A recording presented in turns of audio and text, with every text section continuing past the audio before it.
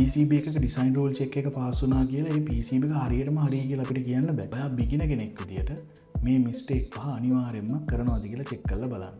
අංක එක තමයි ප්ලේස්මන්ට් එක ඉග්නෝර් කරන එක. ගොඩක් අය කරන වැරද්දක් තමයි PCB එකක් ඩිසයින් කරන්න පටන් ගත්ත ගාම එයාලා රවුටින් කරන්න පටන් ගන්නවා. එයාලා මුලින්ම කරන්නේ බෝඩ් එක අරගෙන ඒ බෝඩ් එකට කම්පෝනන්ට්ස් ටික කස්ටම් රැන්ඩම් ලොකේෂන් වලට එයාලා දානවා. ඊට පස්සේ රවුට් කරන්න පටන් ගන්නවා. ඇත්තටම PCB ඩිසයින් එක කොච්චර සාර්ථක වෙනවද කියලා තීරණය වෙන මුල්ම දේ තමයි කම්පෝනන්ට් ප්ලේස්මන්ට් එක කියන එක. ඒ නිසා ඔයා PCB එකක් ඩිසයින් කරන්න කලින් මුලින්ම කරන්න ඕන දේ තමයි හරියට කම්පෝනන්ට් ප්ලේස් කරගන්න එක. ඊළඟ තමයි ඔයාගේ PCB එකේ IC වලට තියෙන පවර් පින්ස් වලට අදාළ ඩීකප්ලින් කැපැසිටර්ස් කොච්චර ඈතින් තියෙනවද කියන එක. උදාහරණයක් විදිහට ඔයාගේ ස්කීමැටික් එකේ 100 නැනෝෆැරඩ් කැපැසිටර් එකක් ඔයාගේ අදාළ පවර් IC එකට කනෙක්ට් වෙලා තියෙනවා වෙන්න පුළුවන්.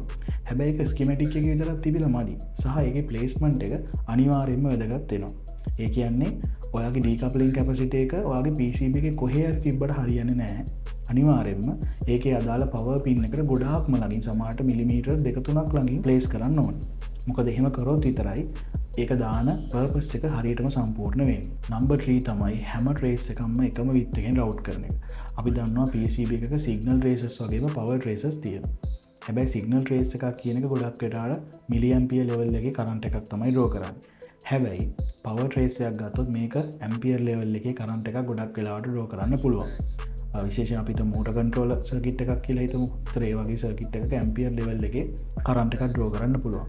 ඒතර මේ වෙලාවට අපි මේ සිග්නල් ට්‍රේස් එක රවුට් කරපු විත් එක අපි හිතමු මිල්ස් 5කින් එහෙම නැත්නම් මිල්ස් 10කින් කියලා ඩිසයින් කරලා හරියන්නේ නැහැ අපි පවර් ට්‍රේස් එකක්.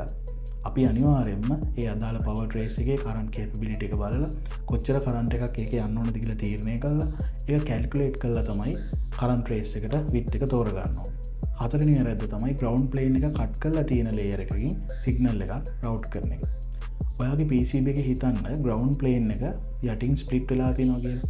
ඒක මෙකැනිකලි ස්ප්ලිට් වෙලා තියෙනවනේ අපි හිතමු පාර්ට් දෙකකට තියෙන ග්‍රවුන්ඩ් ලේ එක දෙකට කැඩිලා.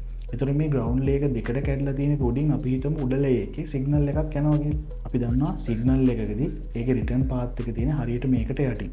එතකොට මේ වගේ ග්‍රවුන්ඩ් ප්ලේන් එක ස්ප්ලිට් වෙලා තිබ්බොත් වෙන්නේ EMI නොයිස් වගේ ප්‍රශ්න ඇති වෙන්න පුළුවන්. මොකද සිග්නල් එකට හරි රිටර්න් පාත් එකක් තිබ්බේ නැත්නම් එයා ළඟම තියෙන සිග්නල් ට්‍රේස් වලට නැත්නම් ළඟම තියෙන වෙනත් කම්පෝනන්ට්ස් වල ට්‍රේසස් වලට ප්‍රොපගේට් වෙන්න පුළුවන්. පස්වෙනි වැරද්ද තමයි ගර්බර් ෆයිල් එක එක්ස්පෝර්ට් කරලා ඒක ටෙස්ට් කරන්න නැතුව කෙලින්ම ෆැබ්‍රිකේටරට යවන එක. අපි ගොඩක් වෙලාවට ජෙනරේට් කරගන්න ගර්බර් ෆයිල් එක අයපාරක් චෙක් කරලා බලන්නේ නැහැ. හැබැයි අපි දන්නවා ඔන්ලයින් ගර්බර් වීවර් සොෆ්ට්වෙයාර්ස් තියෙනවා. නැත්නම් අපි ඩිසයින් කරන සොෆ්ට්වෙයාර් එකෙන් අපිට ගර්බර් එක චෙක් කරලා බලන්න පුළුවන්. අපි ගර්බර් එකක් එක්ස්පෝර්ට් කරාට පස්සේ එහෙම තර්ඩ් පාර්ටි සොෆ්ට්වෙයාර් එකකට දාලා මේකේ ඩ්‍රිල් ලේයර්ස් හරියට තියෙනවද? අදාළ ඩ්‍රිල් ලොකේෂන්ස් ටික හරියට මාක් වෙලා තියෙනවද? ඒතර සිල් ස්ක්‍රීන් එක හරියට පේනවද? ෆෝල්ඩර් මාස්ක් එක හරියද?